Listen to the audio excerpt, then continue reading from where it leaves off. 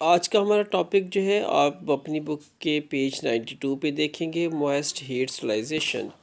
It is a most reliable method of sterilisation because in the presence of moisture bacteria is destroyed at a considerably lower temperature rather than dry heating। ये बहुत ही काबिल इत्माद तरीका है sterilization का, क्योंकि moisture की मौजूदगी में बैक्टीरिया जो होते हैं बड़ा तबाह हो जाते हैं बहुत ही वाज़े तौर पे कम टेम्परेचर पे बनिस्बत ड्राई हीट स्टरलाइजेशन के। और इसका मैकेनिज़्म जो है बैक्टीरिया को किल करने का, उसमें क्या है, by this method the microorganisms are destroyed by denaturizing and coagulation of some of essential proteins present in the microorganisms। इस मेथड में माइक्रोऑर्गेनिज्म्स जो हैं वो तबाह जब होते हैं तो उनकी जो है इसेंशियल प्रोटीन जो उनके स्ट्रक्चर में पाई जाती है, एक तो वो डीनेचर हो जाती है और फिर वो उसकी कोगुलेशन हो जाती है, यानी वो पिघलने के बाद जम जाती है और इस तरह से मैक्रोब जो है वो डिस्ट्रॉ हो जाते हैं। इसमें एडवांटेज क्या है कि मैक्रोब आर किल्ड मोर इफ़ेक्टिवली, बड़े मौसर अंदाज से मैक्रोब इसमें किल होते हैं। और ampoules are readily sterilised by this method, और अम्प्यूल्स को बड़ी तेज़ी से जो है इस मेथड के थ्रू जो है स्टरलाइज किया जा सकता है। Bulk quantities surgical dressings and surgical instruments are effectively sterilised, और बहुत बड़ी तादाद में मिकदार में सर्जिकल ड्रेसिंग और सर्जिकल इंस्ट्रूमेंट्स जो हैं मौसर तरीके से जो है वो इस मेथड में स्टरलाइज हो जाते हैं। मॉइस्ट हीट स्टरलाइजेशन के डिसएडवांटेजेस जो है उसमें thermolabile substances and ointments cannot be sterilised. तो ऐसे सब्सटेंसेस जो हीट के इफ़ेक्ट के अंडर जो है उनकी नेचर तब्दील हो जाती है, ऐसे सब्सटेंसेस को और ऑइंटमेंट्स को जो कि हीट पे जो है वो मेल्ट हो सकती हैं, इनको स्टरलाइज नहीं किया जा सकता। अब मॉइस्ट हीट स्टरलाइजेशन में कौन कौन सी टेक्निक्स या मेथड यूज़ होते हैं। पहले नंबर पे ऑटोक्लेविंग है, बहुत ही अहम है ऑटोक्लेविंग। दूसरे नंबर पे हीटिंग विद बैक्टीरिसाइड्स, और तीसरे नंबर पे हीटिंग विद बॉइलिंग वाटर, और फिर चौथे नंबर पे टेंडरलाइजेशन। तो हम ऑटोक्लेविंग को सबसे पहले देखने जा रहे हैं। ऑटोक्लेविंग क्या है? Autoclaving is the process of heating in an autoclave in which saturated steam under pressure is allowed to penetrate through the material for 20 minutes at temperature of 121 centigrade. Autoclaving एक प्रोसेस है जिसमें heating के through जो है autoclave के अंदर ये process किया जाता है, जिसमें बहुत ही हैवी किस्म की स्टीम जो है अंडर प्रेशर मौजूद होती है, और इस तरह से वो सरायत कर जाता है मटेरियल के अंदर स्टीम, और 20 मिनट्स में टाइम रिक्वायर्ड होता है, और 120 सेंटीग्रेड टेम्परेचर पे ये जो है ऑटोक्लेव जो है वो काम करता है। ऑटोक्लेव को डिफाइन करने जा रहे हैं। It is an apparatus used for sterilisation by steam under pressure. ये एक ऐसा अपरेटस है या आला है जो कि स्टरलाइजेशन के लिए इस्तेमाल होता है, और इसमें जो प्रिंसिपल जो कार फरमा है वो है स्टीम अंडर प्रेशर। यानी जब आपसे पूछा जाएगा कि स्टीम अंडर प्रेशर जो है ये स्टरलाइजेशन किसके थ्रू होती है, तो आप इसका आंसर जो है वो ऑटोक्लेव बताएंगे। तो ऑटोक्लेव जो है वो स्टीम अंडर प्रेशर जो है वो काम करता है। ऑटोक्लेविंग का वर्किंग मेथड किस तरह से है कि किस तरह से काम करता है। Autoclaves commonly use steam heated to 121 centigrade और 134 सेंटीग्रेड। ऑटोक्लेव को आम तौर पे जो है स्टीम को हीट किया जाता है या तो 121 सेंटीग्रेड पे या फिर 134 सेंटीग्रेड पे। अब इन दोनों सेंटीग्रेड्स जो टेम्परेचर है इसमें क्या डिफरेंस होगा। To achieve sterility, a holding time of at least 15 to 20 minutes at 121 centigrade. अगर हम 121 सेंटीग्रेड का टेम्परेचर रखेंगे तो फिर हमें टाइम जो है 15 टू 20 मिनट्स जो है देने होंगे, और 3 minutes at 134 centigrade is required. और जब टाइम जो है 134 टेम्परेचर जो है हमें हम हासिल कर लें तो फिर हमें उस टाइम पे सिर्फ 3 मिनट्स जो हैं वो रिक्वायर्ड होते हैं। Additional sterilisation time is required for liquid.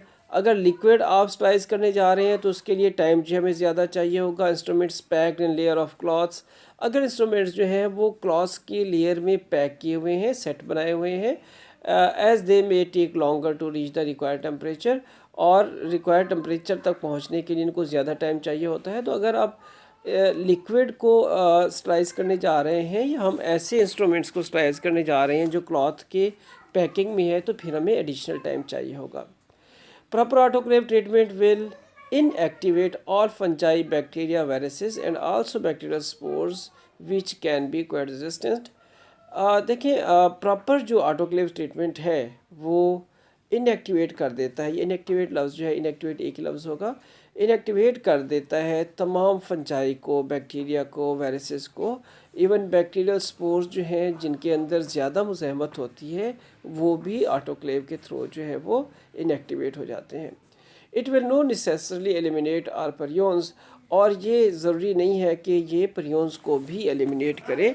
तो परियोन्स जो है उनको एलिमिनेट करने के लिए for prions elimination various recommendations states 121 to 132 centigrade for 60 minutes और 134 सेंटीग्रेड फॉर एटलीस्ट 18 मिनट्स। तो परियोज जो हैं इनके अंदर रेजिस्टेंस बहुत ज़्यादा होती है। ये जो आपको पता है कि ये अनकरेक्टली फोल्डेड प्रोटीन के मालिक्यूल होते हैं जो मुख्तलिफ बीमारियाँ काज कर सकते हैं। तो इनको अगर आप स्लाइस करने जा रहे हो तो फिर ऑटोक्लेव पे आपको टाइमिंग जो है 121 से 132 सेंटीग्रेड के टेम्परेचर पे 60 मिनट्स रिक्वायर्ड होंगे, और 134 टेम्परेचर अगर हम अचीव कर लेते हैं तो फिर इस टेम्परेचर पे हमें 18 मिनट्स जो है कम से कम रिक्वायर्ड होंगे परियोन्स को एलिमिनेट करने के लिए। ऑटोक्लेव को यूज़ करते हुए कुछ एहतियाती तदाबीर हैं, इनको हमें अपनाना होगा, प्रिकॉशंस हैं। For effective sterilisation steam need to penetrate the autoclave load uniformly. अगर आप इस चाह रहे हैं कि जो है स्टीम जो है हर हिस्से तक एक जैसा जो है वो पेनिट्रेट करे तमाम जगहों पे, तो उसको यूनिफॉर्मली जो है हमें लोड करना होगा, यानी उसमें स्पेस रखनी होगी कि स्टीम जो है वो सर्कुलेट कर सके। During the initial heating of the chamber residual air must be removed, और जो शुरू में जो हीटिंग का टाइम होता है उस वक्त जो पहले से हवा उसके अंदर मौजूद है उस हवा को उसमें से निकालना होगा। यानी फौरी तौर पे चीज़ें रख के आप उसको बंद नहीं कर देंगे, उसकी हीटिंग जो है उसकी एयर जो है ऊपर से प्रेशर उसका कुछ देर के लिए हमें जाने देना होगा। For autoclaving as for all disinfection sterilisation methods cleaning is critical.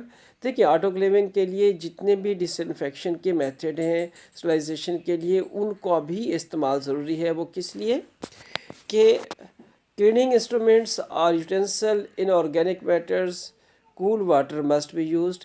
जब इंस्ट्रूमेंट को हम रखने जा रहे हैं ऑटोक्लेव के अंदर तो उनको पहले हमें अच्छी तरह से तमाम आलात को, औज़ारों को, और उनके ऊपर जो इनऑर्गेनिक मैटर्स हैं इनको हमें अच्छी तरह से जो है साफ़ करना होगा, और ठंडा पानी भी इस्तेमाल करना होगा, नॉर्मल पानी जो है। ट्रीटमेंट विद अल्ट्रासाउंड और pulsed air can also be use to remove debris. देखें जो आलात होते हैं धो लेने के बाद भी जब रखे हुए होते हैं तो उनके ऊपर छोटे बहुत जो है ज़रात जो है जमे हुए होते हैं, तो उनको जो है अल्ट्रासाउंड के थ्रू या फिर प्रेशर एयर के साथ जो है उन्हें पहले जो है वो वाश करना जो है वो ज़रूरी होता है। अभी हम बहुत ही रिलायबल मेथड और बहुत ही मशहूर मेथड जो है ऑटोक्लेविंग का उसको डिस्कस कर रहे थे। तो सेकंड मेथड जो है मॉइस्ट हीट स्टरलाइजेशन का वो है heating with bactericide. In this method bactericide is added to the solution to be sterilised as are the sealed which are the sealed. ऐसे सॉल्यूशन जो कि सील्ड हैं उनको जो है स्टरलाइज करने से पहले हम बैक्टीसाइड के साथ बॉयल करते हैं। The sealed container are then heated at 100 centigrade for 30 minutes in water bath. उनको वाटर बाथ दिया जाता है जो सील्ड कंटेनर होते हैं, पानी के अंदर उनको 100 डिग्री सेंटीग्रेड पे जो है 30 मिनट्स के लिए जो है रखा जाता है। और जो बैक्टीसाइड इसमें इस्तेमाल होते हैं commonly use bactericide includes benzalkonium chloride and chlorocresol. Chlorocresol के बुक में स्पेल गलत थी, यहाँ पे ठीक करके लिखा हुआ है क्लोरोक्रिसोल और बेंज अल्कोनियम क्लोराइड जो है, ये बैक्टीरिसाइड जो है वो इस्तेमाल होते हैं पानी के अंदर मिला के, फिर इनके अंदर जो है वाटर बाथ दिया जाता है सील्ड कंटेनर को। थर्ड मेथड जो है मॉइस्चर स्टरलाइजेशन का, स्टरलाइजेशन बाय बॉइलिंग वाटर, पानी के अंदर ही बॉयल करके जो है चीज़ों को स्लाइस कर लिया जाता है। The boiling water bath is most useful for sterilisation instruments like syringes, knifes, blades, scissors and others. तो ये जो पानी के अंदर बॉयल करने वाला तरीका है, ये मुख्तलिफ इंस्ट्रूमेंट्स को, जैसे syringes हैं, नाइफ्स हैं, ब्लेड्स हैं, सीजर्स हैं और दूसरी चीज़ें, इनके लिए बहुत ही फ़ायदेमंद है। They are completely dipped in boiled water for 20 minutes. मुकम्मल तौर पर एक बॉइलिंग वाटर के अंदर इनको डिप रखा जाता है और 20 मिनट तक इसको उबाला जाता है। तो फोर्थ जो मेथड है टेंडलाइजेशन, अब हम इसको स्टडी करने जा रहे हैं। Tyndallisation named after John's Tyndall is a lengthy process, और टेंडलाइजेशन का प्रोसेस जो है ये जॉन्स टेंडल ने, जो कि साइंटिस्ट हैं, उन्हें इंट्रोड्यूस करवाया था। तो ये थोड़ा सा लेंथी प्रोसेस है और ये इस्तेमाल होता है, यह प्रोसेस जो है बनाया गया design to reduce the level of activity of sporulating bacteria that are left by a simple boiling.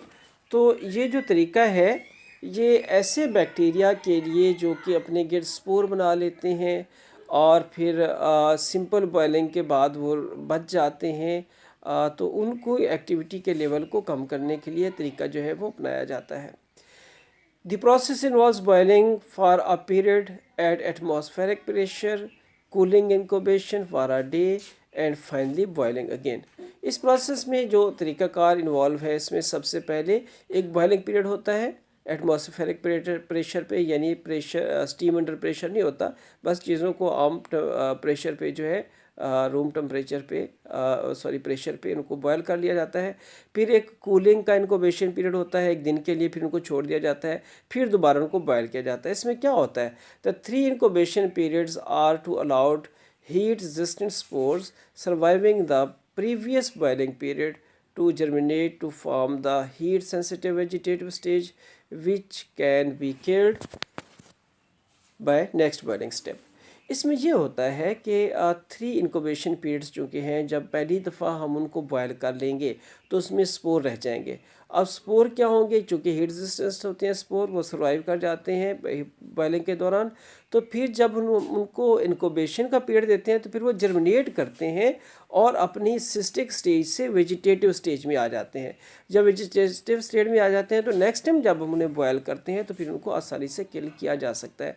इस तरह से इस प्रोसेस को 3 दफ़ा जब दोहरा लिया जाता है तो इस तरह से तमाम स्पोरुलेटिंग जो बैक्टीरिया है वो भी इससे किल हो जाते हैं। और अगली बात टेंडलाइजेशन के हवाले से, टेंडलाइजेशन इनफेक्टिव अगेंस्ट परियोंस, परियोंस के अगेंस्ट जो है ये इनफेक्टिव होता है। और परियोंस को अगर हमने एलिमिनेट करना है तो उसके लिए हम ऑटोक्लेविंग का तरीका इस्तेमाल करते हैं और हमें टेम्परेचर भी बढ़ाना पड़ता है और टाइम भी बढ़ाना पड़ता है।